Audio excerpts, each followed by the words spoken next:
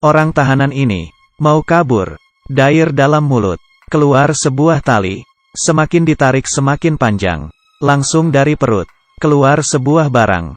Di dalamnya ada bensin tabung kecil dan korek api. Di waktu bersamaan, kedua tahanan dikurung terpisah.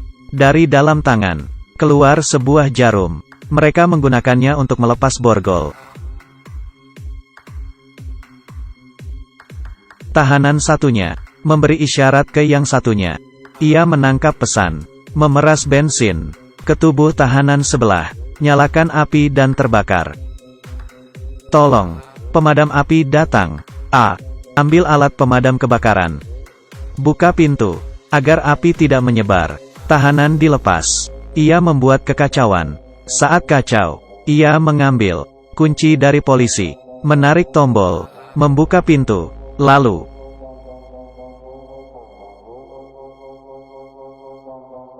di sisi lain, ia datang ke kokpit, mengambil tangan kopilot, membalik arah, dan menembaknya. Selanjutnya pilot memerintah untuk memberikan pesan.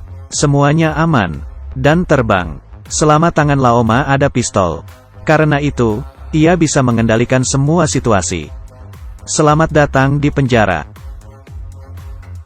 Semuanya digunakan untuk memindahkan tahanan, penjaga udara, menahan seluruh Amerika, penjahat terburuk, yang dipimpin oleh Laoma. IQ-nya tinggi, kepribadian antisosial, penculikan, perampokan senjata, pembunuhan.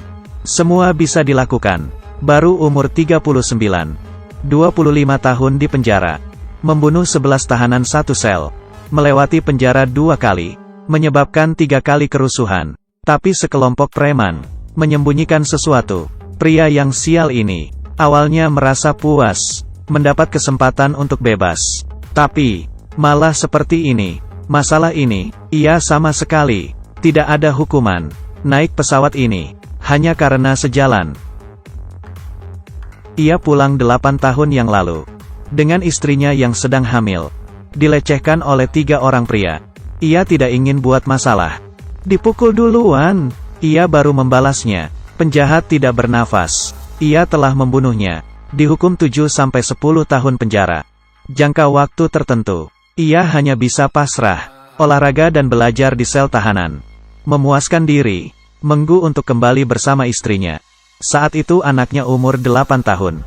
Ia dapat pembebasan bersyarat, naik pesawat khusus. Awalnya dalam perjalanan, bisa merasakan kebebasan, tapi tidak tahu, ternyata tahanan lain membajak pesawat, ingin melarikan diri. Ia tidak bisa berkata-kata, tapi sebenarnya, ia juga bukan. Tidak ada kesempatan untuk kabur. Ia membuat rencana, saat pesawat parkir untuk transit. Di situ ia bertukar dengan tahanan lainnya. Cameron salah satu tahanan yang turun dari pesawat. Di dalam pesawat, ada anak dari Dexiao. Laoma dan Dexiao kerjasama, menjemput anaknya, antar sampai ke tempat tujuan. Di sana akan ada pesawat yang menjemputnya. Dan juga akan diberikan banyak uang. Bahagia sekarang. Tapi sesaat sebelum mendarat, Cameron meminta untuk tetap di sana. Karena di pesawat ada 1 orang. Teman tahanan selnya. Ia mengulangi lagi. Membawa temannya pergi. Saat pesawat mendarat, sekelompok polisi menunggu. Ia mengganti pakaian, menjadi penjaga penjara, menutup mulut dan kepala, seakan tahanan. Secara tidak sadar, mereka ditukar, dikawal ke pesawat. Tidak ada yang tahu. Saat menukar, ada monster, namanya, bisa membuat penjahat kejam ketakutan. Ini permainan apa? Ini adalah tahanan yang menakuti para penjaga penjara. Menguncinya, harus dikurung terpisah, dan memasang penutup mulut. Badan diikat. Ia adalah iblis pembunuh. Orang beri julukan, Butcher. Jangan melihat tubuhnya yang kecil. 37 hidup di bawah tangannya. Metode pembunuhannya, dari keluarga Manson yang terkenal jahat, menjadi kekerasan. Setelah naik pesawat, ia dilepas.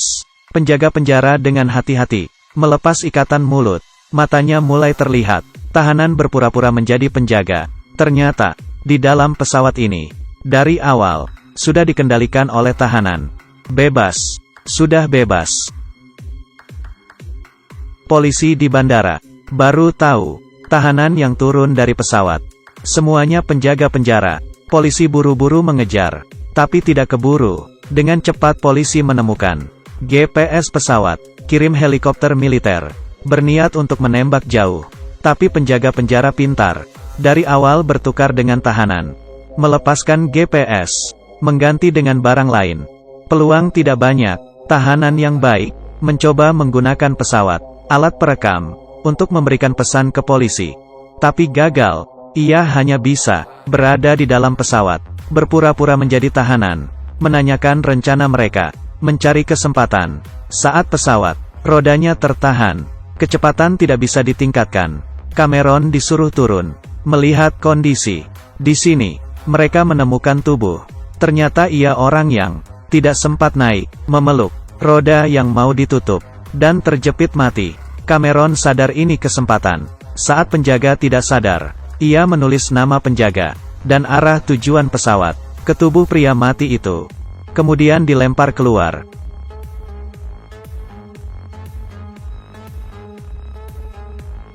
Setelah dapat informasi, tahu keberadaan tubuh itu, ikut arah helikopter. Benar-benar berlawanan, ia beritahu pihak lain untuk putar arah. Mengarah ke Lerner. Tapi pilot sombong. Keras kepala, hanya percaya dengan mesin. Sinyal yang ditampilkan, mematikan telepon. Saat mendapat keinginannya, kejar dengan mesin. Menyadari bahwa ia ditipu. Membawanya jalan-jalan. Sial, tidak dapat dukungan dari polis. Detektif hanya bisa menyetir ke arah bandara, tapi mobilnya rusak. Tunggu lama baru bisa lagi. Ia balik arah lihat. Ada mobil baru polisi. Untungnya ada di sebelahnya. Dan menyetirnya. Pesawat hampir sampai. Tapi tidak melihat siapapun di menara. Tidak ada perintah darat. Hampir tertabrak. Saat mendarat menabrak. Dan masuk ke dalam tanah. Baru berhenti. Saat Laoma keluar dari pesawat. Sama sekali tidak ada orang. Anak Dek Xiao bilang sebentar lagi sampai. Tapi Laoma tidak tenang. Ia perintah semua orang mengeluarkan pesawat dari tanah. Kedua tangannya bersiap. Tahanan teman satu sel, ada penyakit diabetes. Tapi obat jarum suntik pecah ke lantai. Ia tidak bisa bertahan. Hidupnya tinggal setengah. Demi menyelamatkannya, Cameron lari ke pesawat, mencari jarum suntik. Saat dia mencari, tiba-tiba diserang dari belakang. Ternyata sekelompok ini menyergap narkoba di sini. Pesawat juga disembunyikan di sini. Ia hanya ingin putranya kembali. Ia bahkan tidak berencana untuk membuat kesepakatan. Saat krisis, detektif itu muncul bawa pistol. Cameron mendapat kesempatan untuk menghajar mereka. Semuanya jatuh dihajar. Detektif sadar keanehan dan memperingatinya. Mereka akan segera datang. Tapi Cameron tidak sabar. Ia ingin menyelamatkan nyawa temannya. Saat mereka berdua berbicara, tidak sadar, ada satu orang bersembunyi di dalam pesawat. Waktu bersamaan, Laoma dan tangan kanannya. Dari jauh ada pesawat. Polisi sudah datang. Lihat situasi. Masih ada beberapa menit. Bisa sampai ke bandara.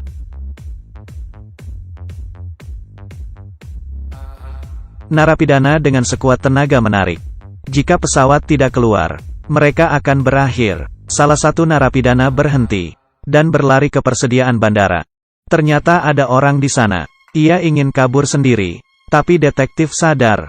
Demi menghentikan pesawat, ia ke derek mobil. Menarik pegangan. Tiang mobil derek menghancurkan pesawat. Pesawatnya berhenti. Menabrak pom bensin. Semua bensin keluar. Laoma datang. Tahu ia ditipu. Ia memohon belas kasihan. Tapi Laoma tidak peduli. Mengambil batang rokok. Dan melemparnya.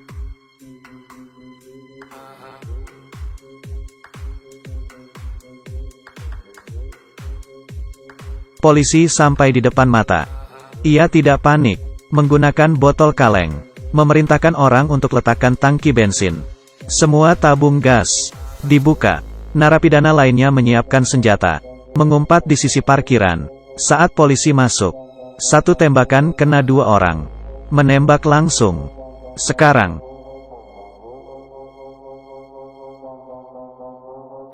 Ledakan mengganggu formasi polisi. Keduanya saling tembak. Senjata dan peluru di mana-mana.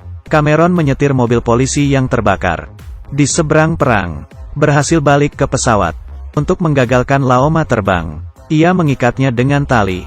Tanpa disadari ada banyak tembakan di luar. Seorang tahanan yang ada di pesawat merencanakan kejahatan ke penjaga wanita. Cameron melihatnya. Jangan perlakukan wanita seperti ini. Cameron menemukan jarum di kotak darurat, dan menyuntik ke tubuh temannya. Berhasil menyelamatkannya. Saat ini para tahanan naik pesawat.